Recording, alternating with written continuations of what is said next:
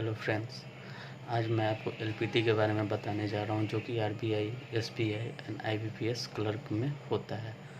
और ये बहुत ज़रूरी है, इसको पास करना ही बहुत ज़रूरी रहता है, नहीं तो आपकी जॉब भी जा सकती है।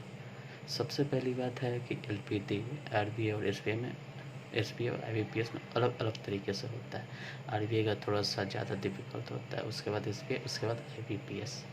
तो इसलिए हम कहना चाहते हैं कि एलपीटी को आप लोग इग्नोर ना करें और सीरियस कम से कम कुछ भी लोकल लैंग्वेज वहाँ का जो भी हो, ऑफिशियल साइट पे जो भी हो, उसको देख के आप लोग सीख लें तो ज़्यादा बढ़िया रहेगा आप लोग के लिए। नहीं तो कितने कितने बार ये भी हुआ है कि फाइनल सिलेक्शन आया हुआ भी पेंडिंग में चला जाता है या कैंसिल हो जाता है। तो इस कारण मैं तीनों मैच डिफरेंस बताने जा रहा हूँ कि क्या क्या होता है। क्यों मेरे फ्रेंड हैं जो आरबीआई में असिस्टेंट के एग्ज़ाम में एलपीटी दिया हुआ था 2017 में। 17 वाला जो नोटिफिकेशन था उसमें दिया हुआ था, एसबीआई में भी दिया रहता है, आईबीपीएस में तो बहुत सारे दिए हुए हैं। तो आपको हम बताने जा रहे हैं आरबीआई के बारे में। सबसे पहले देखिए, आरबीआई में बहुत ज़रूरी होता है इसको पास करना।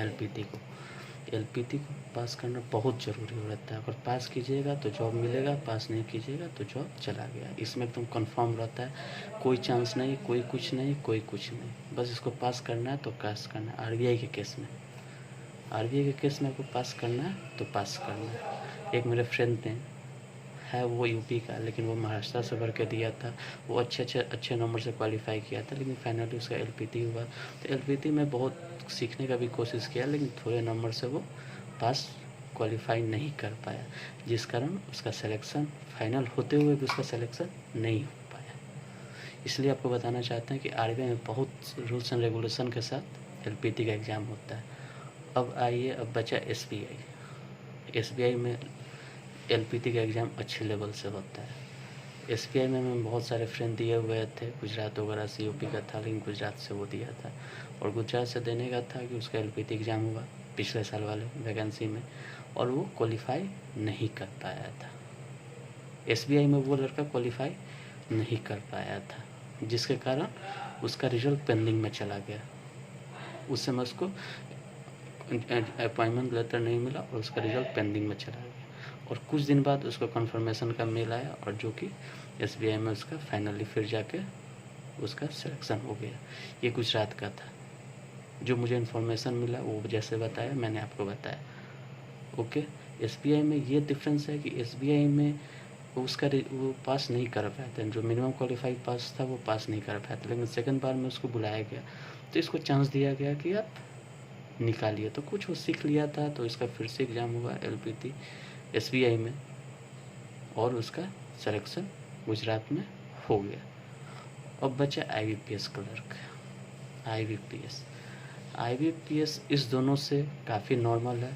इसमें अगर एलपीटी आपका होगा ही, अगर एलपीटी पास करते हैं तो कोई नहीं, अगर नहीं भी पास करते हैं तो कोई बात नहीं। आपको 6 मंथ का टाइम दिया जाएगा, और 6 मंथ में ये बोला जाएगा कि आप सीख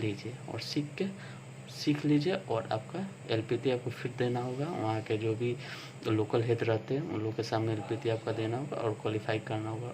आपको ऐसे ही 1-2 मौके और भी दिए जाएंगे। इसलिए आईबीपीएस क्लर्क में आपको टेंशन लेने का ज़रूरत नहीं है, लेकिन फर्स्ट बार में जो क्लियर हो जाता है वो हमेशा क्लियर ही रहता है। इसलिए आप लोग कोशिश कीजिए कि फर्स्ट टाइम में हम आईबीपीएस क्लर्क को क्लियर कर लें और फाइनल सिलेक्शन ले लें। बस यही आपसे है, और तीनों में बस यही डिफरेंस नॉर्मल सा था। सोचे कि आप लोग से एक वीडियो के नाते आप लोग को इन्फॉर्मेशन दे दिया जाए कि एलपीटी का क्या मतलब होता है। तो आप लोग को अगर वीडियो अच्छा लगे तो बैंकिंग इसको लाइक कीजिएगा, सब्सक्राइब कर लीजिए, और कोई भी दिक्कत हो तो कमेंट में ज़रूर बताइएगा। और जो भी इन्फॉर्मेशन होगा हम आपको आपके साथ ज़रूर शेयर करेंगे, जिस भी रिगार्डिंग होगा। इसलिए थैंक यू।